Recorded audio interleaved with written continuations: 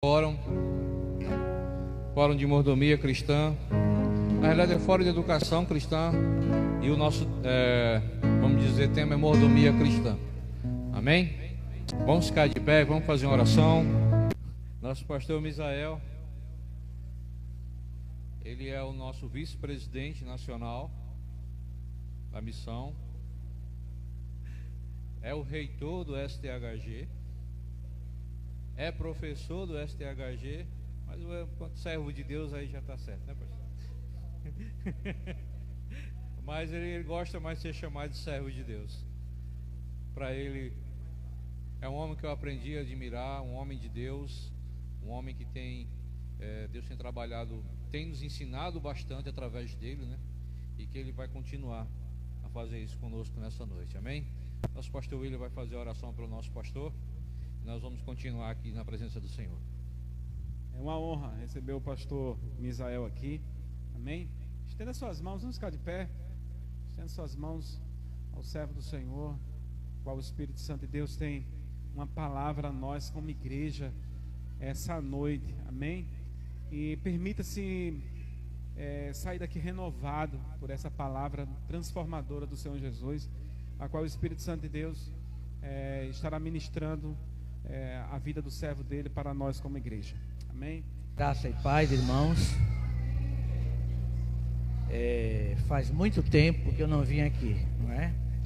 Num passado já bem distante, eu vinha muitas vezes. Na época que eu ainda era pastor do Alecrim. E estamos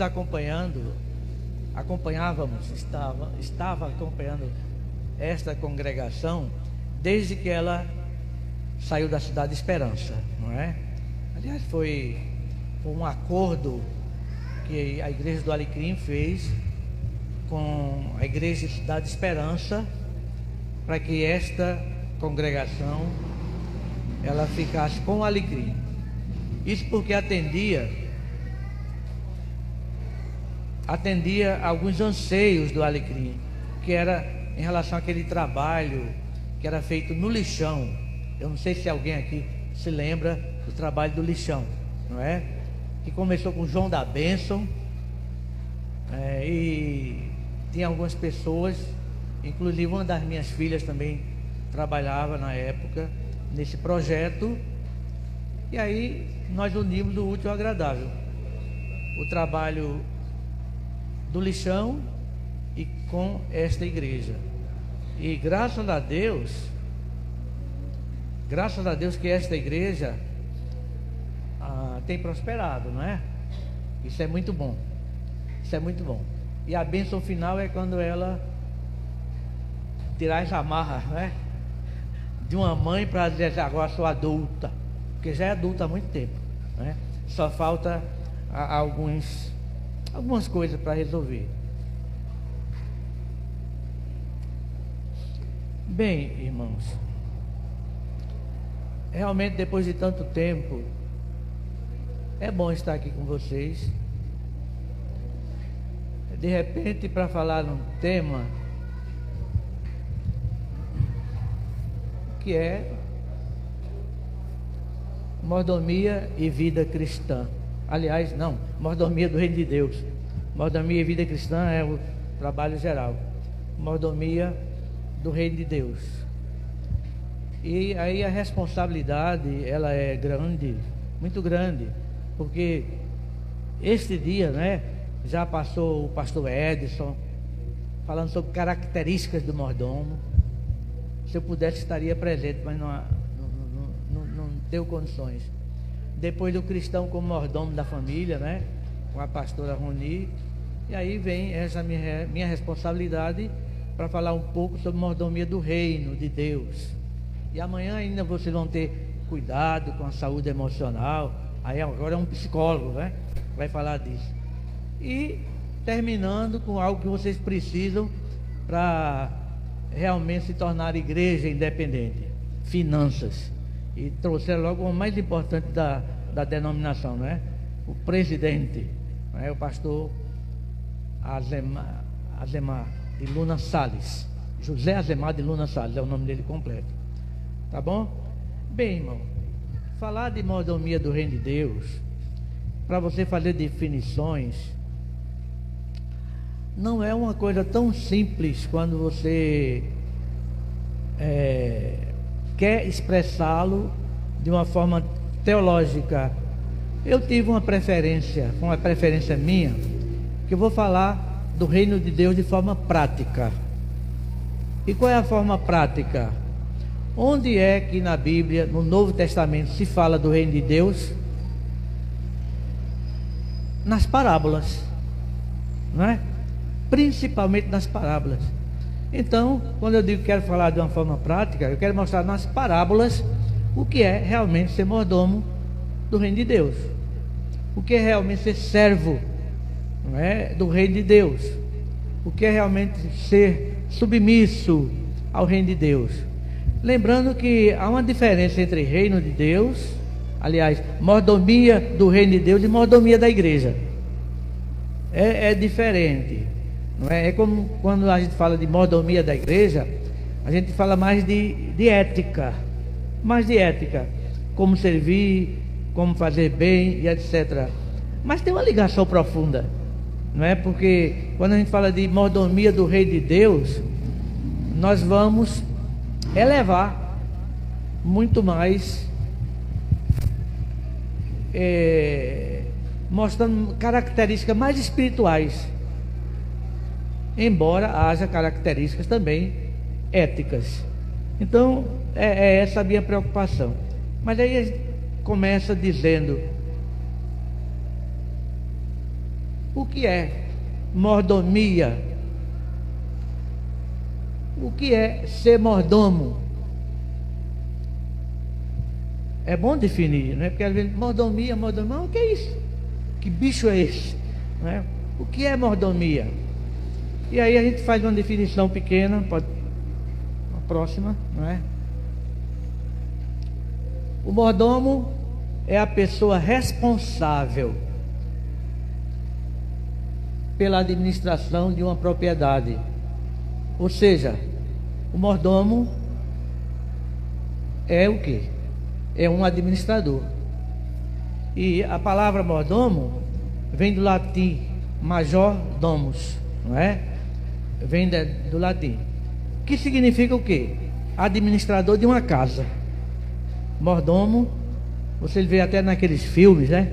O mordomo é alguém bem feio, geralmente alto. Isso é nos filmes, né? Na prática não é bem assim. Eita, aquele é o mordomo, sempre muito sisudo, mas que administra as coisas do senhor da casa. Na realidade é isso. Então, ele é administrador da casa, no sentido de indicar que é o empregado mais importante de uma propriedade. Então, se o mordomo é basicamente um administrador do bem alheio, o que é a mordomia? É o exercício desse ofício, não é?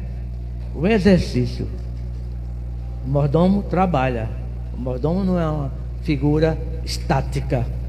Opa, obrigado.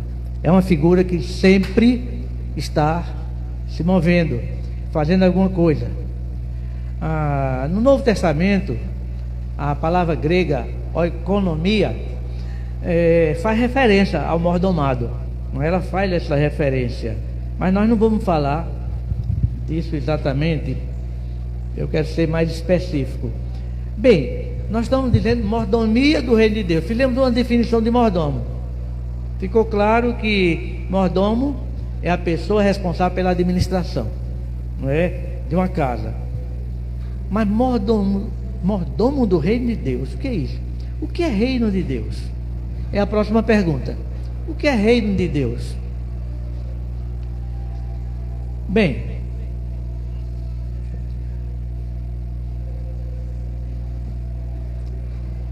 o reino de Deus, que é Basileia Tonteon, isso em grego, não é? O reino de Deus é isso, Basileia Tonteon.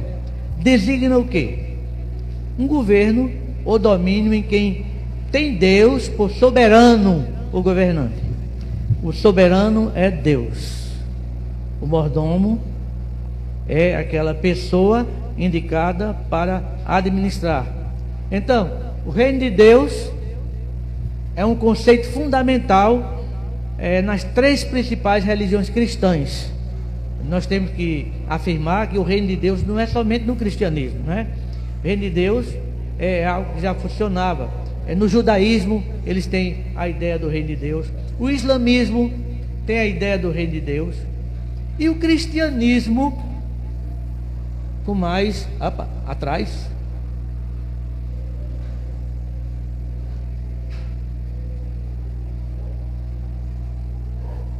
vai lá, vai andando, vai andando. Não. Tá bom. Bem, o que eu queria dizer é o seguinte: são os três: o judaísmo, o islamismo e o cristianismo de forma mais notável. É uma frasezinha que eu botei lá embaixo, né? O cristianismo de forma mais notável, onde se vê realmente com mais nitidez e é mais trabalhado e é mais pensado o reino de Deus, no cristianismo. Pronto, mais notavelmente no cristianismo. Então essas três religiões que são monoteístas, ela tem como fundamento, não é, o reino de Deus. No cristianismo, o reino de Deus constitui o tema principal pregado por quem? Por Jesus. E aí aquilo que eu falei no começo, através de quê? De parábolas. Jesus, quando falava de parábolas, ele estava mostrando o que é o reino de Deus. Então vamos tentar, não é, entender nessas parábolas o que é realmente o reino de Deus. Bem, mordomia do reino de Deus. Pronto. Próximo. Ser um majordomos, ou seja, administrador de uma casa. Se eu sou isso aí, como é que eu posso administrar algo muito maior, que é o reino de Deus? Como é que eu posso fazer isso? O reino de Deus é um conceito fundamental. Aliás, espera aí, eu estou voltando, né? Bem, mordomia, irmãos, é o exercício desse ofício. O reino de Deus pertence a Deus, e nós somos chamados para ser mordomo desse reino. Então o reino de Deus pertence a Deus. Deus é o dono do seu reino, não é? E nós somos chamados para sermos mordomos desse reino. Lembrando que Jesus falou do reino de Deus principalmente através de parábolas. Então vamos examinar algumas dessas parábolas e pensar o que ele pede de nós como mordomos. Eu estava falando para o pastor, eu não sei se o povo vai gostar, porque eu só vou falar, só vou mostrar textos bíblicos. Só mostrar textos bíblicos. Não vou trazer teses, aqui coisa nenhuma. Mas eu quero falar, na realidade, na prática, o que é o reino de Deus. Então vamos para a primeira parábola. Pronto, fica aí por enquanto. Mateus 13, 1 a 23 e do 24 a 30 fala de quê? A parábola do semeador, não é? Que é o semeador, Jesus Cristo, e a terra que foi plantada a semente. Aí nós vamos ver que são várias qualidades de semente, que nós vamos verificar daqui a pouco. E o texto começa assim: eis que o semeador saiu a semear. Ou seja, Jesus está selecionando os seus mordomos, tá? Então vamos para o primeiro grupo de... Bota a outra também. Pronto, deixa aí. Eu estou relacionando o texto da parábola e a explicação de Jesus mais adiante, certo? Na parábola, a primeira semente caiu à beira do caminho, e vieram as aves e comeram. É o que o texto diz. Na realidade, Jesus falou muito por parábolas, e através de parábolas o povo em geral não entendia. Os discípulos depois reunidos com Jesus, porque também não entenderam, explica-nos, e o Senhor explicou para eles, tá? Então, a semente caiu à beira do caminho, vieram as aves e comeram. Aí ele explica no verso 19: a todo que ouve a palavra do reino e não a entende, vem o maligno e arrebata o que lhe foi semeado no coração. Esse é o que foi semeado à beira do caminho. Em outras palavras, nós estamos dizendo que quem não ouve a palavra, não estuda a palavra, não entende a palavra, não se interessa pela palavra, não pode ser mordomo do reino. Eu faço sempre uma crítica. A primeira crítica que eu faço é na minha igreja. Nós temos muito estudo bíblico na nossa igreja. É o que nós mais temos, é isso, não é? Nós valorizamos mais estudos bíblicos do que qualquer outro culto. Então nós temos a EBD, que para mim, eu digo que a EBD é o seminário da igreja. A EBD é o seminário da igreja. Pessoas que não vão para a EBD não conseguem aprender a usar a palavra, tá? E um outro culto, no caso nosso, que nós temos, é um culto que nós chamamos de estudo bíblico. Tiramos daquele nome, culto de doutrina, não é? É estudo bíblico. E nós estudamos de fato a Bíblia. Mas são tão poucas as pessoas que vão para esses cultos. Agora, se chamar um conjunto musical famoso, não é? Gente, aparece tanta gente. Porque as pessoas gostam de festa. E eu quero dizer que os verdadeiros mordomos não são esses das festas. Eu não estou dizendo que o mordomo não pode fazer festa. Pode, desde que ele faça também o que é correto, não é? É como, por exemplo, nós chamamos, normalmente há uma coisa que eu acho engraçada, vamos ouvir agora os nossos levitas. Quem é que nós identificamos como levita? O grupo musical da igreja, não é? Mas levita é muito mais do que isso, não é? Os levitas lá do Antigo Testamento, eles lavavam banheiro, abriam portas, fechavam portas, limpavam tudo, trabalhavam para valer. E também cantavam, não é? Mas tem levita que só gosta de cantar. Tem levita, levita não, eu vou tirar essa palavra. Para mim, levita é o que é completo, o que está pronto para fazer todo o trabalho do Senhor, né? Mas tem músico que só vai no culto que ele vai tocar. Com certeza aqui não é assim, mas em outros lugares sim. Outros lugares que eu conheço, só vai no dia que o grupo de louvor vai ter a primazia. Então, irmão, para mim falta muito para ser levita, não é? Falta muito para ser mordomo. Entendeu? Está só dando o exemplo. Então, quem não ouve a palavra, não estuda a palavra, não se interessa pela palavra, não entende a palavra, não pode ser mordomo do reino. Então veja que uma das características, aí eu não sei, eu não estava na aula de características do mordomo, então eu estou colocando mais algumas, tá bom? Não sei, não é? Viu? Uma das características do mordomo é ser atento à palavra. Certo? Então, a palavra está na mente. Mas muitas vezes a palavra está na mente, mas não produz. Não é somente ter a palavra, é usar a palavra, é funcionar com a palavra. Este é mordomo, não é? Este é mordomo.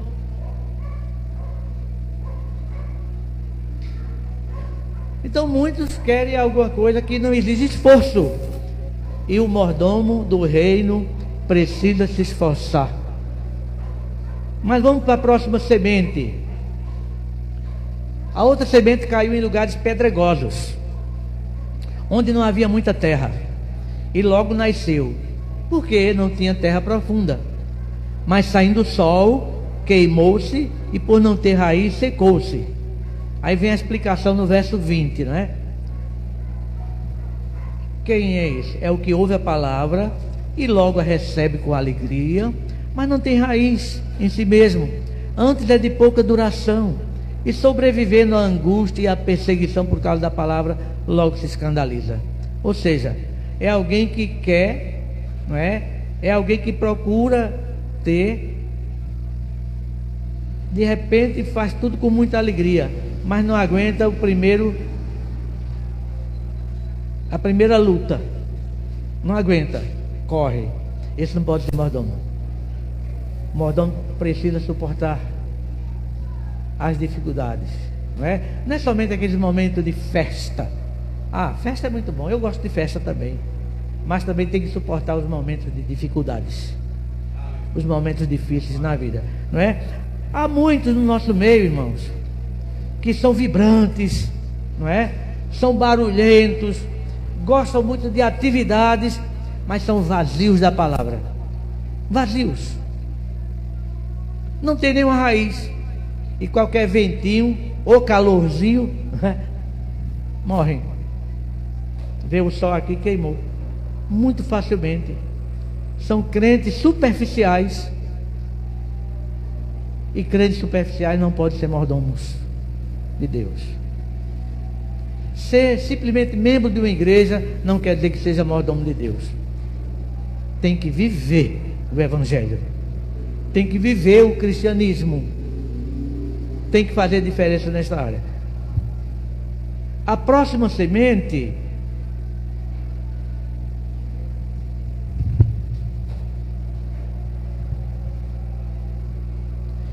caiu entre espinhos, verso 7. E os espinhos cresceram e sufocaram. Aí no 22 ele explica: o que foi semeado entre os espinhos, este é o que ouve a palavra, mas os cuidados deste mundo e a sedução das riquezas sufocam a palavra e ela fica infrutífera. Estão na igreja, mas seu foco não são as coisas espirituais, e sim coisas materiais, como bens, fama, etc, etc. Tem vontade de crescer, mas os seus outros interesses não deixam prosseguir e são sufocados. Tem muito crente que tem ideais e até procuram, mas tem outras coisas que são mais fortes do que a sua vontade e ficam sufocados. O seu desejo principal não são as coisas espirituais. E o mordomo do reino de Deus, irmãos, o seu desejo principal é pelas coisas espirituais. Quando nós colocamos as coisas espirituais na nossa vida em primeiro lugar, então nós somos verdadeiramente mordomos do reino de Deus. O próximo, a outra semente caiu em boa terra. Olha, essa aí, vai. Eu acredito que todo mundo aqui é boa terra. Acredito, não é? A outra caiu em boa terra e dava fruto. Um a 100, outro a 60 e outro a 30 por um. Aí o verso 23 tem a explicação. Mas o que foi semeado em boa terra, este é o que ouve a palavra e a entende e dá fruto. E um produz 100, outro 60 e outro 30. Esse é o mordomo que Deus quer, não é? Independente da quantidade de fruto que você vai produzir, porque Deus distribui dons e Deus sabe a quem Ele pode dar vários talentos e a quem Ele vai dar só um talento, ou 2 talentos, ou 3 talentos. O importante é que cada um desses mordomos produz aquilo que ele pode produzir. Você não pode competir com aquele que produz mais, porque Deus deu outro tipo de capacidade a ele. Mas é dentro daquilo que Deus te dá que você tem que produzir, não é? Então, como eu falei, este é o mordomo que Deus quer, o que dá fruto, o que tem o testemunho de Jesus Cristo em sua própria vida, o que dá tempo para Deus atuar na vida, não é? É interessante que esse mordomo, Deus lhe dá atividades conforme a capacidade deles. Nós somos pessoas e temos capacidades diferentes uns dos outros, não é? Isso não é ruim, isso não é bom, isso é normal. Certo? Sabe por quê, irmão? Porque Deus não escraviza os seus mordomos. Deus só pede dos seus mordomos daquilo que ele pode produzir. Agora, ele não pode deixar de produzir dentro das condições que Deus lhe dá. E Jesus termina esta parábola dizendo: quem tem ouvidos, ouça. Você quer ser mordomo? Não é? Quer ser mordomo? Produza frutos. Nós podemos até entender que esse texto, de forma geral, foi dirigido às ovelhas perdidas de Israel, porque o objetivo principal era este. Mas esse texto, irmão, serve para todas as etnias do mundo, porque o evangelho é pregado a todo mundo, a todas as nações, não é? Todos aqueles que ouvem o evangelho é pregado para todos. Então esta parábola aqui, ela explica as razões pelas quais muitos rejeitam a mensagem de Jesus, certo? Mas também essa parábola, ela enfatiza a surpreendente produção de obras de justiça e palavras por aqueles que ouviram e aceitaram a mensagem.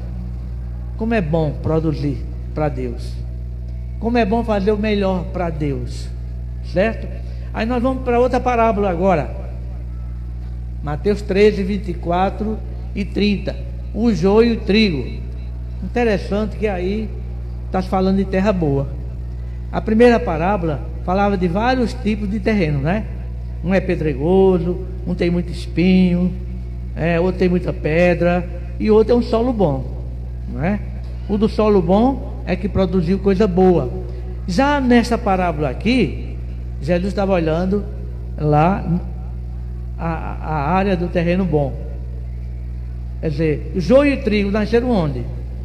No terreno bom. No terreno bom. E isso aí, irmãos, é o que nós podemos dizer, não é? Coloquei aqui: podemos pensar que, exceto a semente lançada na terra boa, onde nascem os convertidos, as outras sementes caíram em solo infértil, onde não nasce nada, que era o caso da primeira parábola. Mas mesmo na terra boa, onde foi lançada a semente boa por Jesus, por descuido de um dos mordomos, veio o inimigo e plantou uma semente ruim. Por isso que nós dizemos que na igreja ela consta trigo e joio, joio e trigo. Espero que aqui só tenha trigo. Não é? Esperamos que aqui só tenha trigo. Eu quero ser trigo. Eu tenho certeza que todos vocês aqui querem ser trigo. Então, produzamos coisas boas, tá? Então, é aqui essa questão, não é? Havia plantação boa misturado com ela plantação ruim. Que coisa, não é?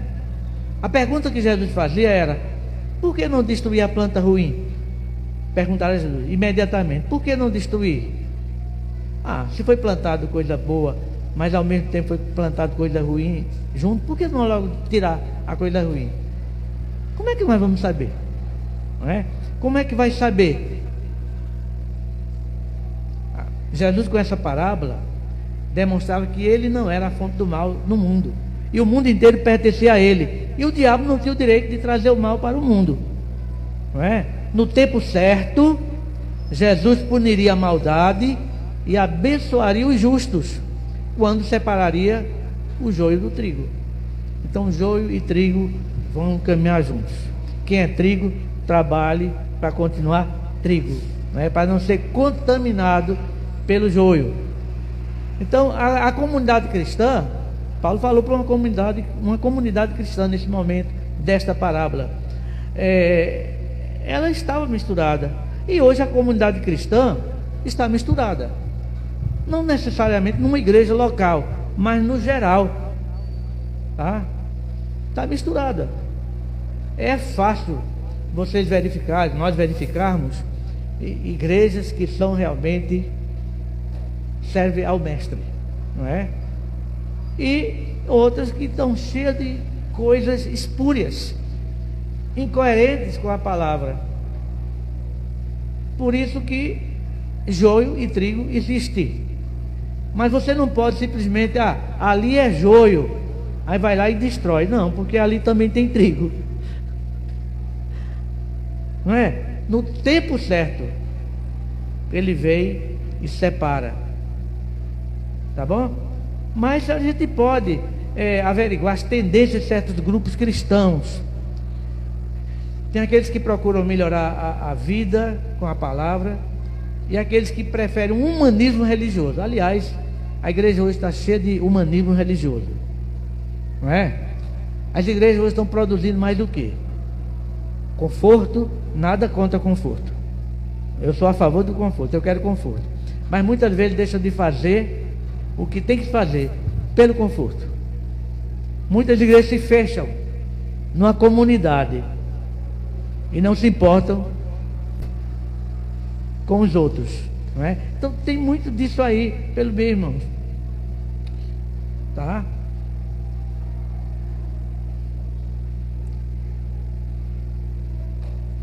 Então existem aqueles que são mordomos do reino, existem aqueles que são mordomos de si mesmos. Tem muitos mordomos de si mesmo dentro da igreja cristã, e nós devemos ter muito cuidado com isso aí, não é? Aí, olha o que é que acontece. Não, é antes. Eu não coloquei não, mas eu vou ler o texto, tá? Diz assim, ó: pois assim como o joio é colhido e queimado no fogo, assim será no fim do mundo.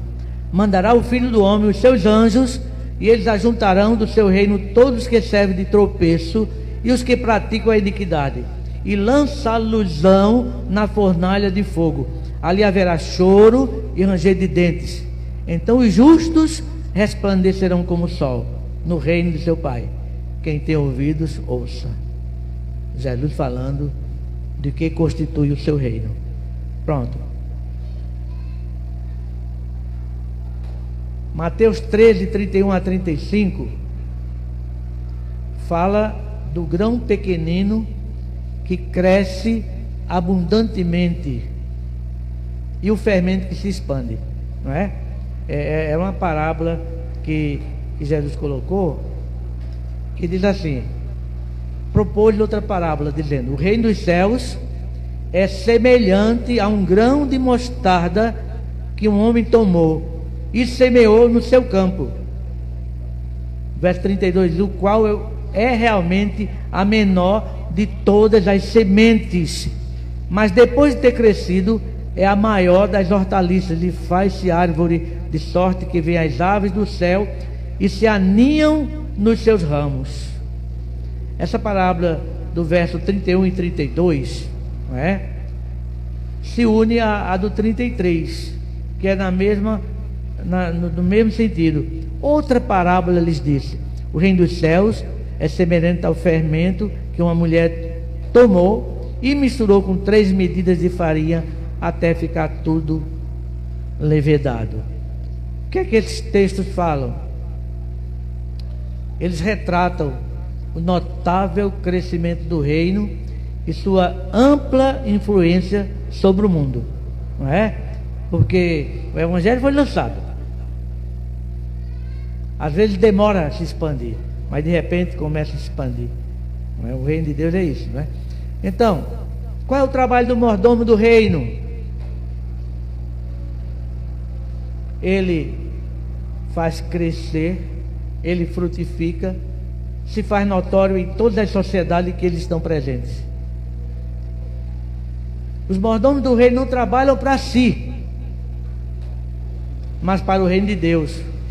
Por isso eles florescem.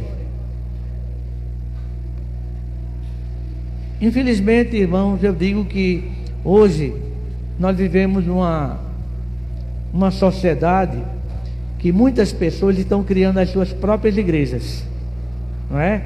Onde ele vai ser o chefão, onde ele vai administrar tudo. Essas pessoas estão sendo mordomos de si mesmos, não estão sendo mordomos do Senhor. Porque o mordomo de Deus, o verdadeiro mordomo, ele trabalha para o crescimento da obra como um todo. não é como um todo, e nem sempre se faz isso. Vamos para outro texto. Mateus 13, 44 a 46. Desapego ao mundo e apego à mordomia do reino. Eu vou ler o texto, tá? Se você tiver a Bíblia, pode acompanhar.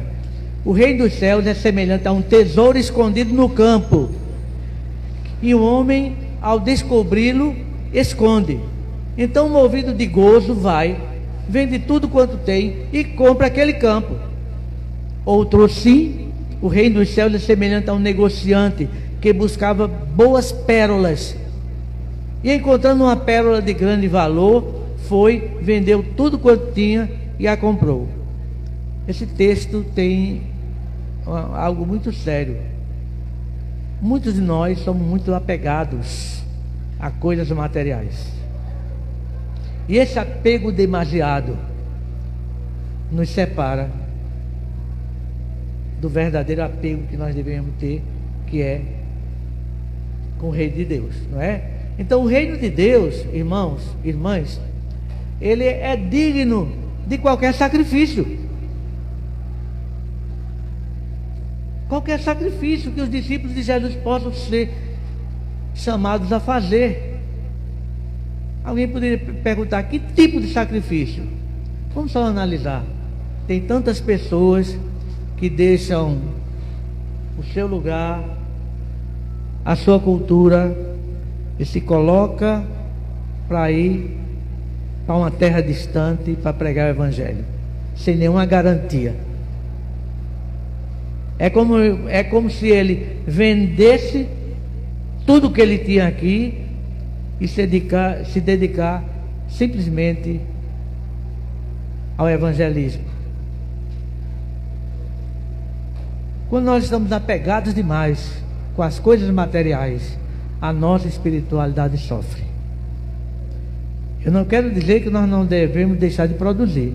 Eu sempre digo: estudem, não é? Progridem, tenham alguma coisa, mas não deixe de lado as coisas de Deus.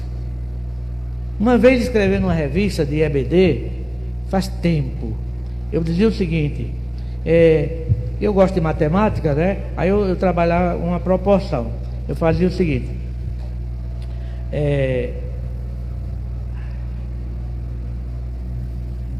a presença ativa na igreja é inversamente proporcional ao crescimento econômico das pessoas. E eu vi isso na prova. Eu tenho já algum tempo de pastorado, não é? E eu consegui ver isto aí. Pessoas que eram pobres, pessoas que trabalhavam demais, mas eram fortes na igreja, não perdiam cultos. E as igrejas tinham mais cultos do que tem hoje. Mas as pessoas foram melhorando economicamente e foi perdendo tempo. Não tinha mais tempo para ir para a igreja, não é? Não tinha mais tempo para ir para a igreja. Tanto que hoje, em geral, os cultos nas igrejas diminuíram, porque você não tem público. Tem igreja que só tem culto no domingo. Tem igreja que só tem culto 2, 3 vezes no máximo. Por quê? Porque as pessoas estão ocupadas com outras coisas. Na minha juventude, mas na juventude tenra ainda, eu participei de uma igreja que tinha culto toda noite, e toda noite estava cheia. Mas naquela época não tinha os grandes shopping centers, né? Não tinha as universidades, tudo mais. Mas se só fosse isso, irmãos, que atrapalhasse o crente ir para a igreja, não. As pessoas perdem o interesse de ir para a igreja, simplesmente. É fulano que vai pregar, eu vou não. É fulano que vai dirigir, não vou não. Não tem mais aquele desejo de servir ao Senhor, independente de quem está dirigindo, de quem está tocando, de quem está cantando, de quem está pregando, não é?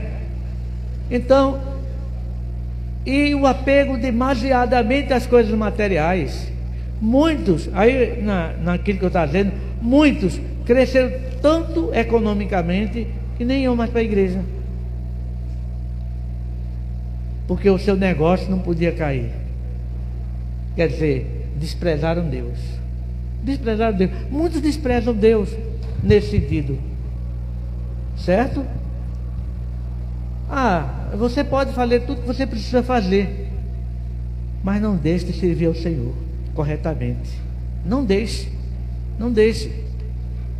Tá? Então, o mordomo do reino é capaz de fazer sacrifícios para o bem do reino que defende. Precisamos aprender a fazer sacrifício, irmãos. Hoje eu não estou querendo, mas preciso ir. Preciso ir para abençoar os irmãos, porque a minha presença abençoa os outros. Sabia? Quando eu falto, queira ou não queira, eu pratico uma violência em relação aos que vão.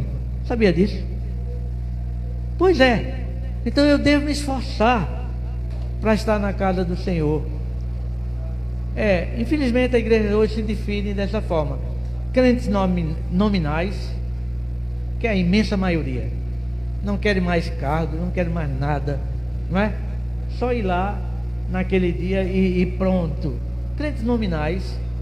E os mordomos do reino é uma minoria que se dá pelo Evangelho de Cristo. Há uma minoria. Hoje você vê numa igreja, com certeza aqui é diferente, mas você vê numa igreja, no máximo 20% das pessoas que se interessam de fazer, de ajudar. Os 80% vão só, não é?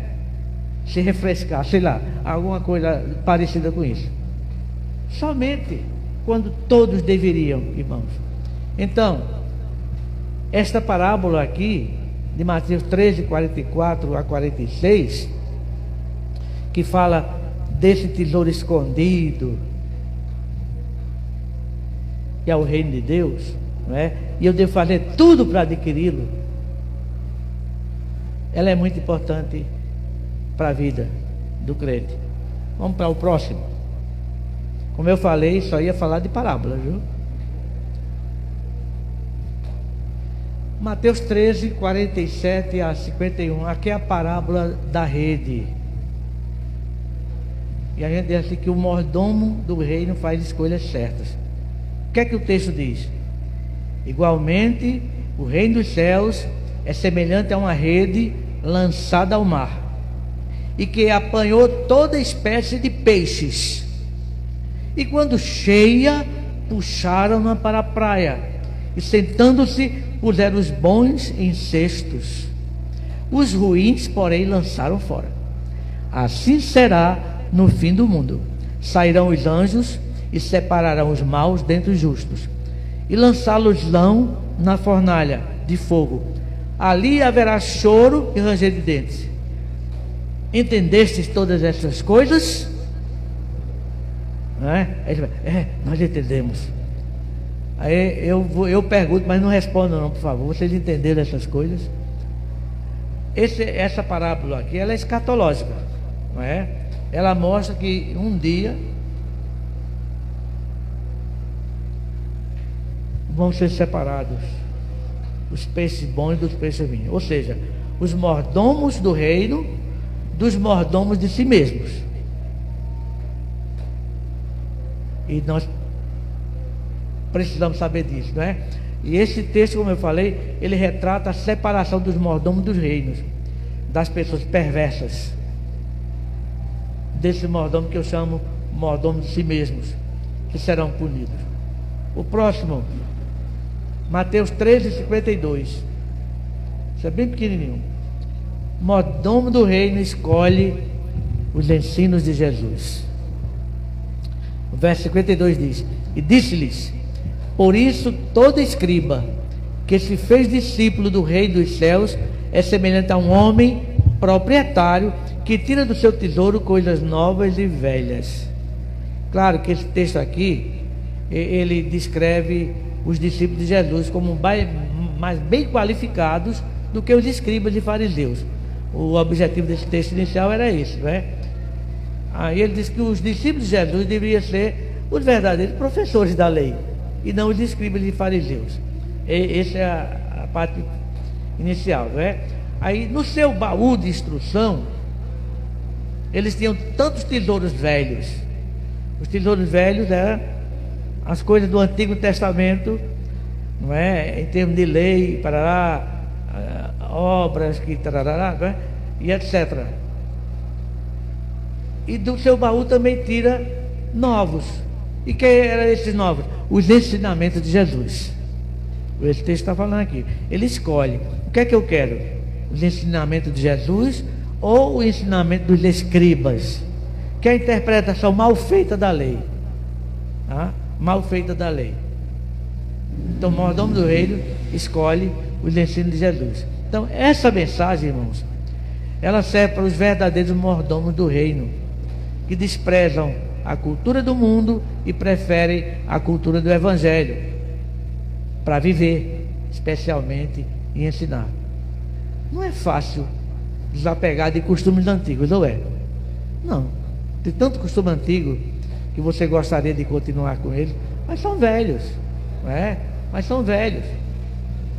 Devemos adentrar os costumes novos, no caso aqui, é de atender e viver o evangelho. Lá na minha casa, eu tenho um probleminha, né? Um probleminha muito sério. E minha esposa de vez em quando me pega no meu pé. Eu tenho muitos livros. E tenho livros antigos, não é? Como eu tenho rinite alérgica, quando eu pego esse livro antigo e abro, eu começo a espirrar. Aí ela diz, por que não joga esse livro fora? Não, mas é meus livros. Ainda foi da época que eu estava no seminário, outros foram da época que eu estava na faculdade, fazendo ainda ciências contábeis. E eu não quero colocar esse livro fora. Mas tem tanta coisa nova por aí que pode substituir. E às vezes a gente fica arraigado às coisas passadas. É como alguém que diz assim, eu sou de tal religião, né? Meus pais eram, eu nasci assim, vou continuar sendo, ainda que você esteja pregando para ele o evangelho. Eles são apegados a coisas antigas e rejeitam os ensinos de Jesus. A próxima parábola, o credor incompassível, que vai de Mateus 18, 23 a 35, mas eu não vou ler esse texto não, vou só interpretá-lo, tá? Neste credor incompassível, vejam bem, tem uma lição muito grande para nós. Um servo devia 10.000 talentos, tá? 10.000 talentos ao seu senhor. Aí o seu senhor, quando chegou, cobrou dele esses 10.000 talentos. Ele não tinha, pediu misericórdia, por favor, eu não tenho como pagar, não é? Me dá mais um tempo, vamos pagar. Ele pediu misericórdia mesmo. Eu pago depois. Aí o seu senhor disse, não, eu vou te perdoar, eu não vou te cobrar nada, estás perdoado, estás livre. Aí esse servo que foi perdoado, não é? Ele saiu de lá e encontrou um conservo que lhe devia o quê? 100 denários. Depois eu vou mostrar a relação do denário para esse outro aqui, né? 100 denários. E ele disse, eu não tenho como pagar. Mas ele não perdoou a dívida daquele que devia a ele, e botou ele na cadeia, não é? Era costumes antigos. Botou na cadeia. Aí quando o senhor soube, o que é que o senhor fez? Retirou o perdão. Retirou o perdão. Então, o mordomo do reino é aquele que perdoa graciosamente, resultado do gracioso perdão do Senhor. Irmãos, há cristãos que não perdoam. Há cristãos que têm mágoas profundas no coração. Há cristãos que guardam mágoas antigas, que nunca se livraram dela. E essas pessoas que guardam essas mágoas antigas,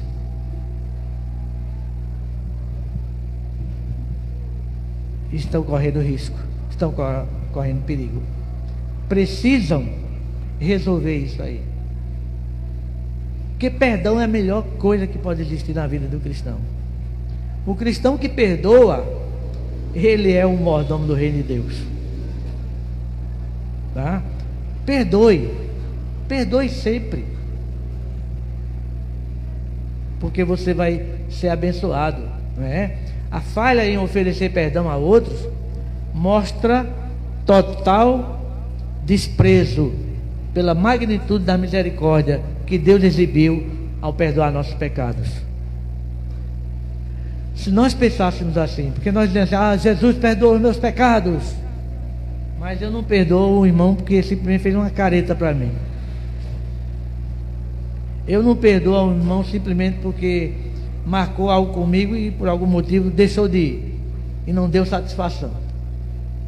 Eu quero logo condená-lo. Mas coloco para todo mundo: Jesus morreu na cruz pelos meus pecados, Ele me salvou, glória a Deus. Mas não perdoa uma coisa mais simples dos outros. Não pode ser mordomo do reino de Deus de jeito nenhum. Então aqueles que se recusam a perdoar os outros, que se arrependem, demonstram por meio de sua recusa que não são verdadeiros mordomos do reino. Não são.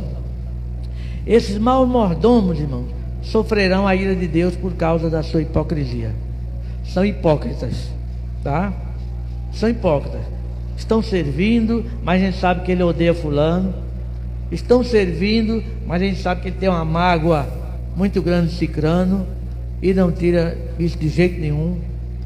Esse serviço não é serviço de mordomo do reino de Deus. Aí, para vocês terem uma ideia, veja bem, aquele servo que devia 10.000 talentos ao seu senhor, eu estava olhando a tabela, não é? Um talento só são 6.000 denários. 6.000 denários. Veja bem, a dívida do pequenino devia 100 denários somente. Um talento só são 6.000 denários. Se você multiplicar 6.000 denários por 10.000 talentos, é muito dinheiro, né? Trazendo isso para dólar, um denário na moeda corrente custa 74 centes. Então, se você multiplicar isso por 6.000 denários, vai dar uma quantia imensa, né? Aí quando você multiplicar isso por 10.000, é muito dinheiro. Veja bem, que diferença tão grande. Às vezes alguém me perdoa de uma coisa grande, mas eu não perdoo o outro de uma coisa pequena. Isso é muito importante, se eu quero ser mordomo do reino de Deus. Vamos para o próximo texto. Mateus 24, 32 a 35. O mordomo do reino observa todos os acontecimentos, vendo os sinais e se preparando para se encontrar com Jesus. Isso é mais um texto escatológico, não é? Quando esse texto diz assim: aprendei, pois, da figueira a sua parábola. Quando já o seu ramo se torna tenro e brota folhas, sabeis que está próximo o verão. Igualmente, quando vides todas essas coisas, sabei que ele está próximo mesmo às portas. Em verdade vos digo que não passará esta geração sem que todas essas coisas se cumpram. Passará o céu e a terra, mas as minhas palavras jamais passarão.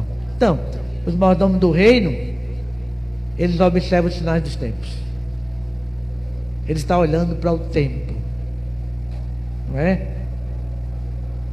E se prepara para a vinda do Senhor a qualquer momento. A qualquer momento.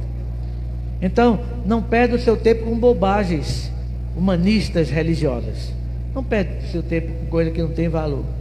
Os mordomos do reino, irmãos, vivem em estado de constante preparação para a próxima vinda de Jesus, para buscar a sua igreja. Os mordomos do reino vivem cada dia como se fosse o dia da vinda de Jesus. É assim que nós devemos viver. É assim que o mordomo vive. O mordomo está sempre pronto a servir ao Senhor. O próximo texto, eu vou parar, tá? Daqui a pouquinho. Mateus 24, 45 e 51. Fala do mordomo fiel e do infiel. Relacionado com a preparação para a vinda de Cristo também. é também um termo escatológico. Eu estou dizendo que o mordomo do reino, ele está sempre preparado para a vinda de Cristo. Cristo pode vir a qualquer momento. O texto, só lendo alguns versos, diz assim: quem é, pois, o servo fiel e prudente, que o Senhor pôs sobre os seus serviçais, para o tempo dar-lhe o sustento? Bem-aventurado aquele servo a quem o seu Senhor, quando vier, achar assim fazendo. Em verdade vos digo que o porá sobre todos os seus bens. Mas se aquele outro, o mau servo, disser no seu coração: meu Senhor tarda em vir, e começar a espancar os seus conservos, e a comer e beber com os ébrios, virá o Senhor daquele servo num dia em que não espera, e numa hora que não sabe, e cortá-lo-á pelo meio, e lhe dará a sua parte com os hipócritas. Ali haverá choro e ranger de dentes. Então, o mordomo do reino de Deus, ele administra com responsabilidade o que Deus colocou para ele, em confiança. Se o teu trabalho é um diaconato, você precisa trabalhar da melhor maneira. Se é um presbiterato, da mesma forma. Se é um pastorado, da mesma forma. Se é uma função departamental, deve fazer com esmero. Deve fazer da melhor maneira possível. Não de qualquer jeito. Não é? Não de qualquer jeito, mas com esmero. Todo trabalho para Deus tem que ser feito com esmero. Tem que ser feito com prazer. Tem que ser feito com alegria. Ainda que haja dificuldade, ele vai entender que está fazendo por prazer. Esse é o mordomo do reino de Deus, não é? Então, independente da demora do Senhor em chegar, ele continua firme, trabalhando, fazendo a sua parte.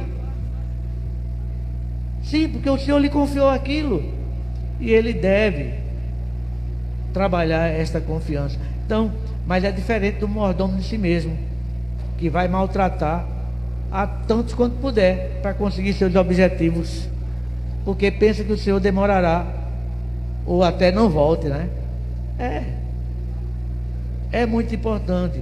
Até em questão de cargos na igreja, acontece muito. Eu estou aqui, mas eu queria o cargo daquele ali, não é? E muitas vezes faz tudo o que é possível para derrubar aquele, para assumir a posição dele. Aí uma vez, eu trabalhava na Alcoa Alumínio, e o gerente da minha área, uma vez ele estava conversando comigo, e ele me disse uma coisa importante que eu coloquei na minha vida. Olha, quando nós queremos ocupar o lugar do outro que está acima de nós, nós devemos empurrá-lo com a cabeça. Entenderam? Devemos empurrá-lo com a cabeça, empurrar para cima, botar ele em outra posição para você assumir o lugar dele. Isso deveria ser o melhor. E na igreja também, não é? Na igreja também. Vamos trabalhar dessa forma, e Deus nos abençoará bastante para isso, irmãos.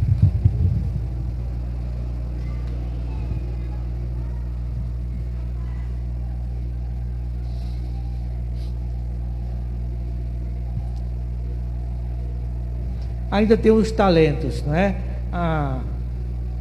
O mordomo fiel e infiel, preparado, não preparado, vai adiante. Eu estou pulando algumas coisas agora. Pronto, talentos. Talentos distribuídos. Só lendo até o verso 18, diz assim: porque é assim como um homem que, ausentando-se do país, chamou os seus servos e lhes entregou os seus bens.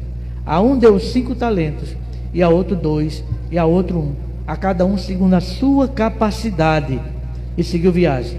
O que recebera 5 talentos foi imediatamente negociar com eles, e ganhou outros 5. Da mesma sorte, o que recebera 2 ganhou outros 2. Mas o que recebera 1 foi e cavou na terra, e escondeu o dinheiro do seu senhor. Olha, o mordomo do reino vive com responsabilidade durante a longa demora da vinda do Senhor, não é? Antes do retorno, mas com a certeza que ele vai retornar. Então, ele deve produzir o máximo que ele puder com os talentos que Deus lhe deu. Se Deus lhe deu 5, duplique. Se Deus lhe deu 2, duplique. Mas às vezes alguém recebe um talento, no lugar de somar mais um pelo menos, não faz nada, simplesmente esconde, como se aquilo ali, não, quando ele voltar eu devolvo. Mas não é isso que Deus quer. Esse não pode ser um mordomo do reino, certo, irmãos? O mordomo que é mais um mordomo de si mesmo, que além de inútil é burro, né? Porque devia pelo menos botar aquele dinheiro no banco para render alguma coisa, mas não fez nada disso. E aí eu quero concluir, não é? Tem esse ovelhas e cabritos, somente para dizer que o mordomo do reino trata os seguidores de Jesus de forma amável e compassível. Então esses serão escolhidos como ovelhas. Mas os mordomos de si mesmos tratam os seguidores de Jesus com indiferença, por isso serão tratados como cabritos. Essa é a divisão. Concluindo. Pronto, nas Escrituras, irmãos, o reino de Deus implica um mundo novo em que o mal e o sofrimento são vencidos, onde prevalece a justiça e paz e alegria no Espírito Santo. O reino de Deus é um reino escatológico. Naquelas expressões de Paulo, já é, mas ainda não é, não é? Ele começa desde a primeira vinda de Cristo e vai até a segunda vinda de Cristo. Esse é o reino de Deus, não é? Este reino, ele manifesta-se lucidamente aos homens na palavra, nas obras e na presença de Cristo. Acolher as palavras de Cristo é acolher o próprio reino. Quando eu acolho aquilo que Cristo me ensinou para viver de acordo com aquilo ali, eu realmente estou acolhendo a capacidade de servir ao Senhor como mordomo. E terminando com esse texto aqui, não é? Que diz: porque o reino de Deus não consiste no comer e no beber, que são coisas secundárias, não é? Veja bem, o reino de Deus não consiste no comer e no beber, coisas secundárias, mas consiste em quê? Na justiça, na paz e na alegria no Espírito Santo. Porque quem nisso serve, e servir aqui é no sentido de escravidão. Quem se escraviza no sentido de escravizar-se a Deus, a Jesus, não é? Quem nisso serve como escravo a Cristo, agradável. Essa palavra agradável quer dizer testado e aprovado. É a Deus e aceita aos homens. Assim, pois, sigamos. Esse sigamos é como se fosse um processo, figura de fortalecimento espiritual e crescimento. As coisas que servem para a paz e as que contribuem para a edificação mútua. É isto aqui que esse texto diz. Este é o mordomo do reino de Deus, não é? O reino de Deus não consiste no comer e no beber. O reino de Deus não consiste em coisas secundárias. O reino de Deus consiste na justiça, na paz, na alegria do Espírito Santo. E é por isso que nós devemos servir, mas servir na totalidade a Cristo.